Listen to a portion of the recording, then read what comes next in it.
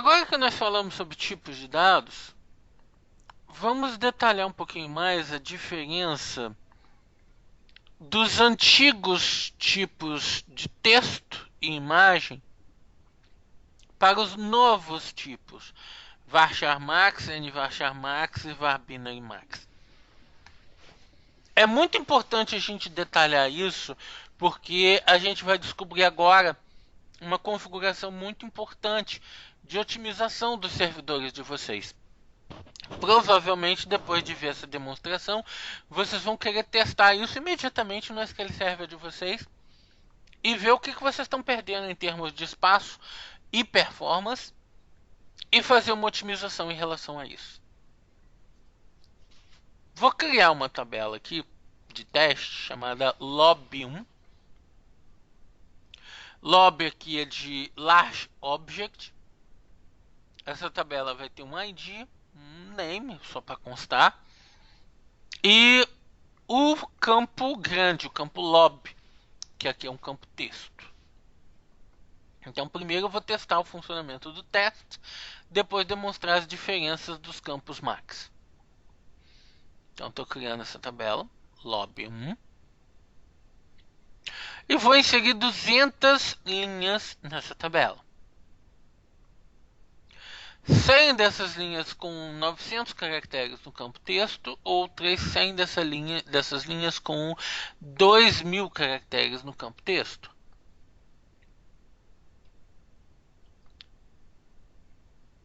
Pronto. Inseri 200 linhas na tabela.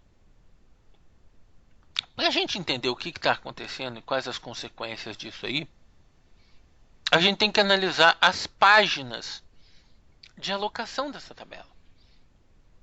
Quantas páginas foram alocadas para essa tabela? Nós temos que analisar isso para a gente entender melhor o que está acontecendo. Nós temos uma DMV, uma Data Management View, chamada sysdmdb Database Page Allocation. Nesse caso não é view, é function, na verdade, DMF. sysdmdb Database Page Allocations. Usando essa função, a gente consegue ver a alocação de páginas dentro da base de dados. Eu tenho que identificar o ID da base de dados. A forma mais fácil de pegar um ID de uma base, eu uso a função dbid, indico o nome da base, tá? E o ID da base. O ID do objeto que eu estou analisando. Eu quero analisar a tabela lob1. Então, object ID,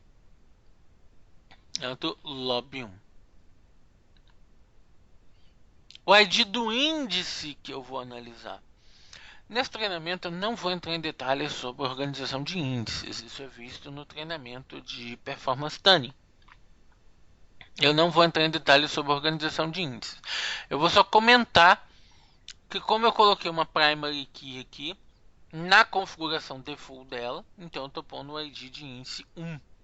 Tem todo motivo por trás disso, mas eu não vou entrar em detalhes aqui.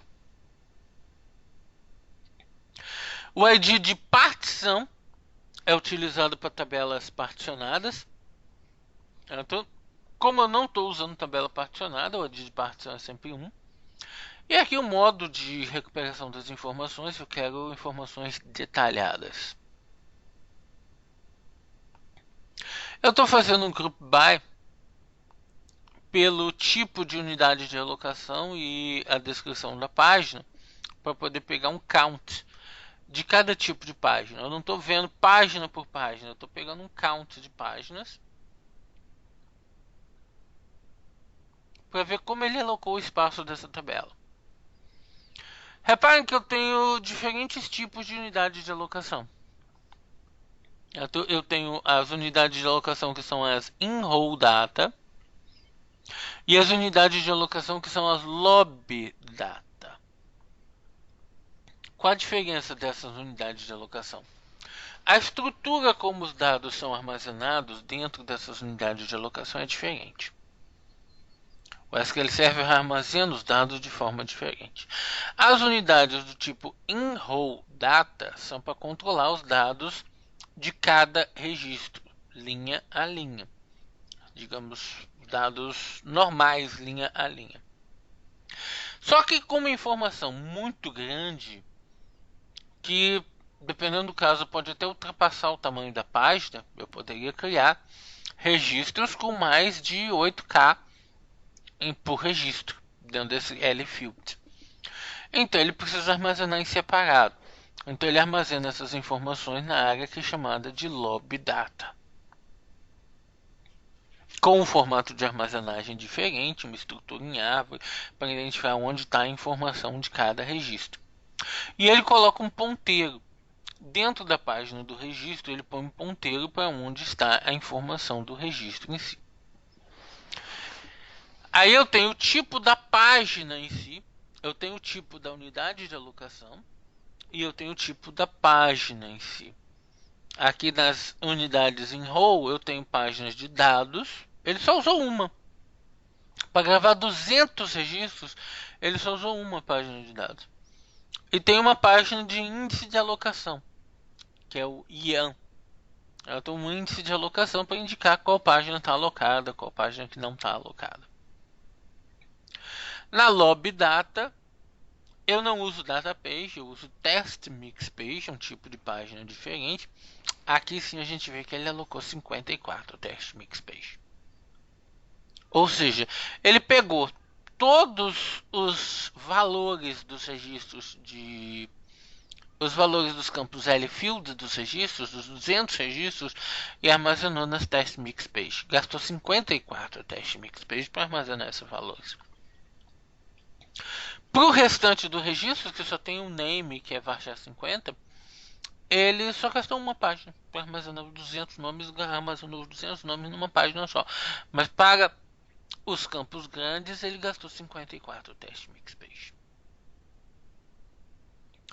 Aqui os tipos de página null, quer dizer que a página não está alocada ainda. Na verdade, ele só reservou essas páginas, mas ainda não realmente alocou essas páginas.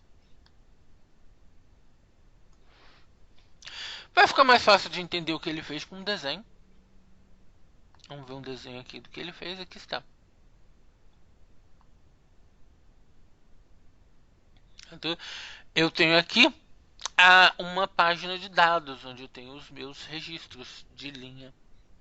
Dentro de cada linha, ele coloca um ponteiro para a estrutura raiz de armazenagem do campo grande, Binary Large Objects, do blob. Em separado, é aqui onde estão as páginas de Lobby Data. Ele tem aqui uma estrutura raiz, e essa estrutura raiz tem os ponteiros para o local onde estão os dados de cada registro. Então ele segue os ponteiros até achar a armazenagem de blob de cada registro. Então aqui a gente está vendo a estrutura de armazenagem de blob.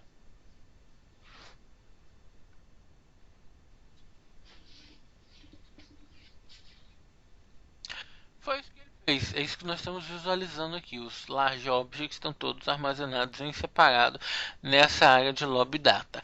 Isso tem uma total consequência para a performance e para a execução das queries. A gente precisa testar isso ligando o Set Statistics I/O. Digamos que eu faça uma query em cima dos campos ID e name dessa tabela, lobby 1. Eu já deixei o resultado até aqui anotado aqui. Eu tenho um scan count e 3 logical reads. Só. Mais nada. Eu tenho um scan count e 3 logical reads. Pelas páginas, a gente pode até decifrar o que foram 3 logical reads. Ele leu o IAN, leu a data page. São 2 logical reads. Onde está 3? Ele leu o IAN do Lobby Data, mas não avançou, não precisou ler nada mais além disso. Por quê? Porque eu não incluí o campo lobby aqui. Não usei o campo lobby. Mas e agora? E se eu pedir para usar o campo lobby? Eu quero ver o resultado do campo lobby. Aí é outra coisa. Aí o volume de leituras aumenta. Aí ele calcula as Lobby Logical Reads, num total de 665 Lobby Logical Reads. A forma de contagem das Lobby Logical Reads é diferente. Então ele conta quantas vezes ele passa através da árvore do lobby para chegar aos dados. A gente vê que a gente tem 200 registros, ele contou 665 Lobby Logical Reads. Então, claramente, ele fez 3 leituras para cada registro e ainda precisou fazer algumas leituras adicionais, que totalizaram 65 leituras adicionais. Então, foi bem mais pesado. Mas a parte boa aqui é que, se eu não precisar desse campo, desse L-Field, ele não faz essa leitura. Lobby Logical Grid 0, ele só vai fazer se eu precisar do L-Field. Só se eu precisar do L-Field é que ele realmente faz a Lobby Logical Grid. Vejam bem, só esse ponto de demonstração já é um ponto assim importantíssimo em termos de desenvolvimento de software. Olha o impacto, o tamanho do impacto que o uso de um asterisco num select pode causar. Quando um asterisco traz campos desnecessários. O tamanho do impacto que o uso de um asterisco mal utilizado no desenvolvimento do software pode utilizar. É um impacto enorme. Eu não sei se vocês conhecem bem desenvolvimento de software, mas outra questão também são os frameworks de mapeamento objeto relacional. Tem desenvolvedor que acha que tem sempre que levar todos os campos da tabela no mapeamento nesses frameworks de mapeamento objeto relacional. Acha que sempre tem que levar todos os objetos da tabela. Quando, na verdade, não é bem assim. Ele não deveria estar querendo sempre levar todos os objetos da tabela. Não deveria tentar fazer isso.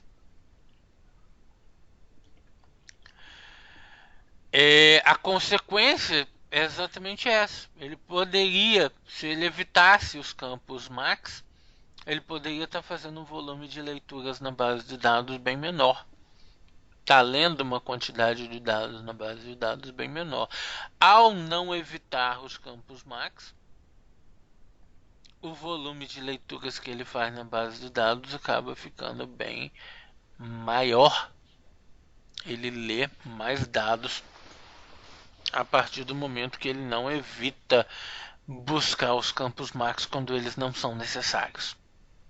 Então a gente vê aí o impacto em performance que isso pode causar. Eu vou apagar aqui essa tabela, lobby 1, criar de novo, lobby 1. E aí eu vou contar para vocês que existe uma configuração chamada Test in Row, que é uma option da tabela. Test in Row é uma option de configuração da tabela. Então eu posso configurar a tabela com essa opção Test in Row. O que significa isso? O que nós vimos agora é que tudo que é jogado dentro do campo teste vai para a página de lobby data. Tudo que entra no campo teste vai para a página de lobby data. Se o usuário digitar um caractere no campo teste, esse caractere vai para a página de lobby data. Não importa, ele vai. Mas numa situação dessa, um caractere é menos do que o ponteiro que ele usa para seguir para a página de lobby data. Então não seria melhor que aquele caractere sozinho ficasse dentro da página de dados? A configuração Test in Row ela nos permite definir um limite de caracteres. Olha, se aquele campo teste for até tanto, deixa ele dentro da área de dados. Se ele for maior que isso, joga ele para a página de lobby data.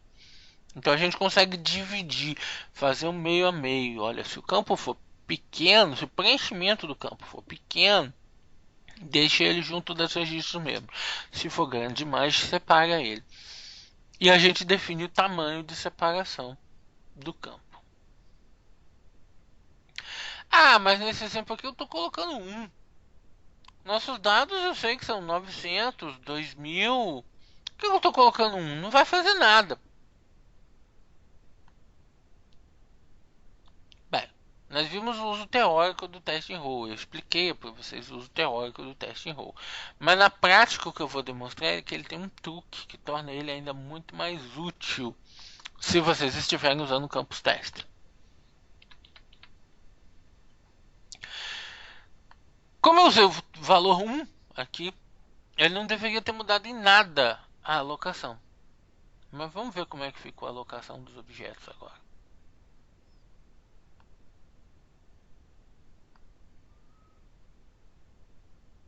Ele alocou mais páginas de dados, 2 datapages.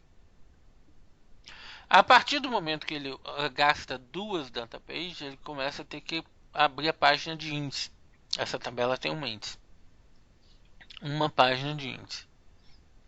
E alocou 53 test mix page, menos test mix page. Mas como? Nada devia ter mudado. O teste em row não devia ter mudado nada, segundo a regra teórica dele. Aí que tá, a regra dele é teórica. Vamos testar as queries. O select sem o lobby field. 4 logical reads, porque ele acrescentou a leitura da nova página de índice que ele criou. Então de 3 passaram para 4 leituras. E agora, incluindo o lobby field, 265 lobby logical reads. Mas como assim? Eram 665, ele passou para 265, então melhorou enormemente. Teve uma melhora absurda aqui na leitura dos campos lobby. Como isso é possível? Como é possível uma melhora tão absurda assim na leitura dos campos lobby?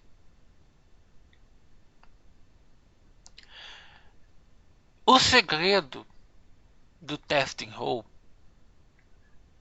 é que mesmo que ele decida que os dados do registro vão ser jogados para as páginas de lobby, ele muda a forma como um ponteiro funciona.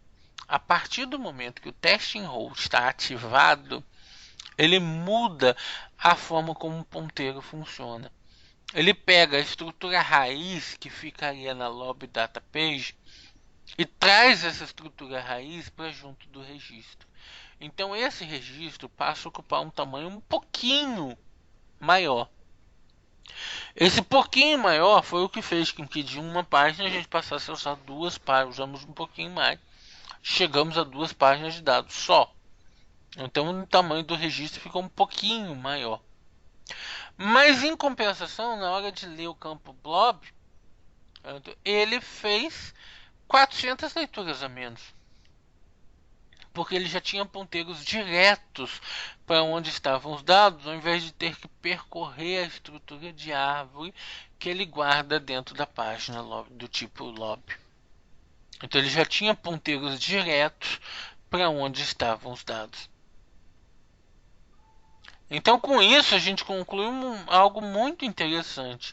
Se vocês tiverem campos test nas tabelas de vocês, habilitar o testing row, mesmo com valor insignificante, que não mude na teoria a armazenagem, é extremamente vantajoso para a performance, porque vai reduzir o volume de leituras que ele vai fazer a nível de lobby, quando vocês tiverem que fazer a leitura do campo lobby. Então isso é extremamente vantajoso para a performance.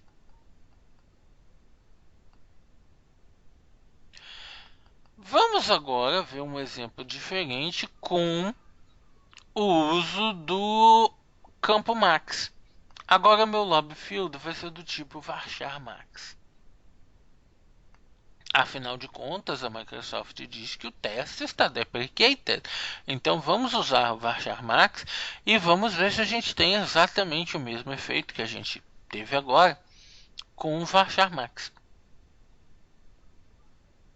Então eu vou fazer um insert de 200 linhas na tabela que está usando um campo varchar max e vou ver como é que ficou a alocação de páginas dessa tabela.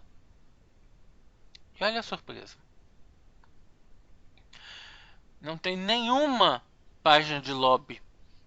Ele não alocou nenhuma página de lobby data. Ele alocou 38 páginas de dados. O que isso significa? Significa que todos esses registros que nós colocamos aqui, todos esses registros que eu coloquei aqui, eles foram alocados dentro da página de dados. Então ele não separou os textos grandes. Ele não fez nenhum tipo de separação desses textos grandes. Ele alocou tudo dentro da página de dados. Vamos ver qual o resultado disso no select. Um select que com campo teste estava fazendo 3, 4 logical reads, com o campo varchar max passou a fazer 40 logical reads. Isso é absolutamente terrível para performance. Veja bem, eu não fiz o select do campo lobby. Não fiz. Mas, ainda assim,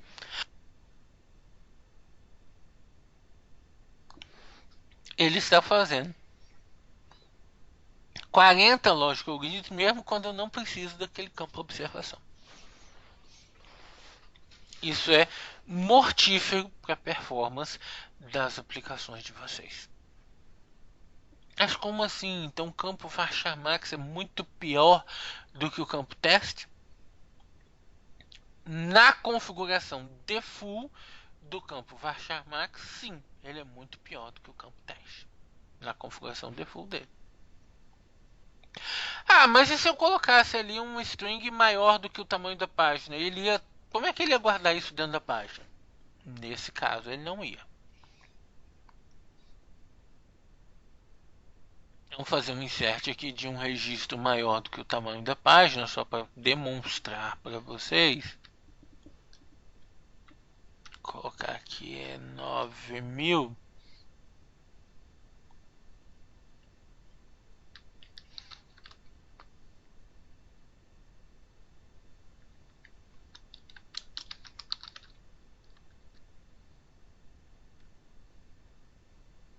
Eu tenho que fazer um cast, senão o replicate não me devolve a informação como varchar max.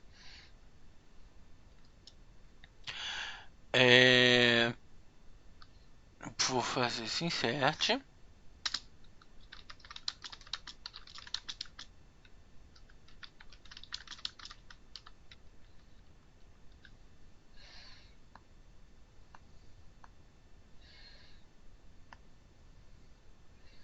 E vamos testar a alocação.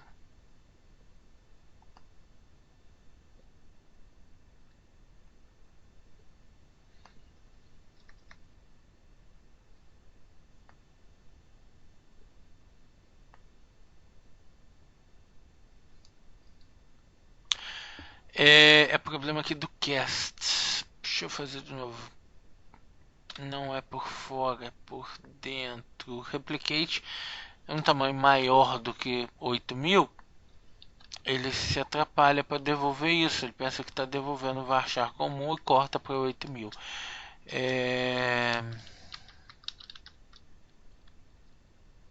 Deixa eu fazer esse cast aqui por dentro e peço o replicate de 9.000.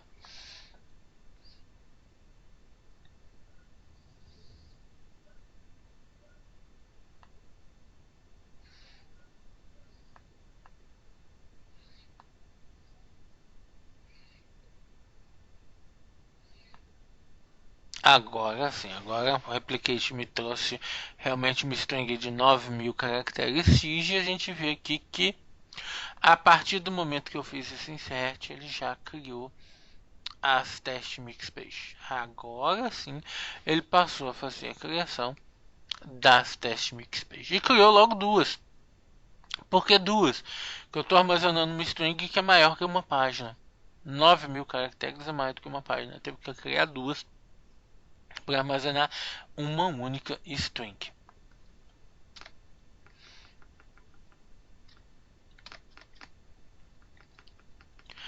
Vamos fazer de novo, vendo como resolver esse problema. Isso aqui que eu acabei de mostrar é um problema enorme.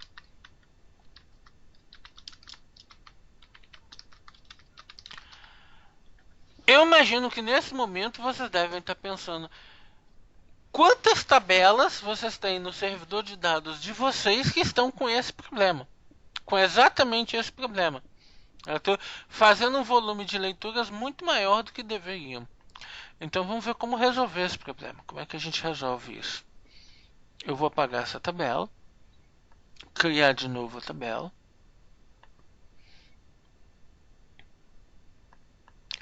E agora vem o segredo. Por default, o campo varchar max ele armazena as informações dentro do registro, em linha. A menos que a gente altere uma table option que é chamada de large value types out of whole. Se a gente alterar essa table option para true, então ele passa a armazenar os dados fora da linha, na página lobdata. Vou inserir 200 registros e agora a gente vê como é que ficou a alocação da tabela lob2. Agora sim ele criou uma data page e 54 test mix page, porque agora nós forçamos ele a armazenar fora da página com o uso do large value types out of whole.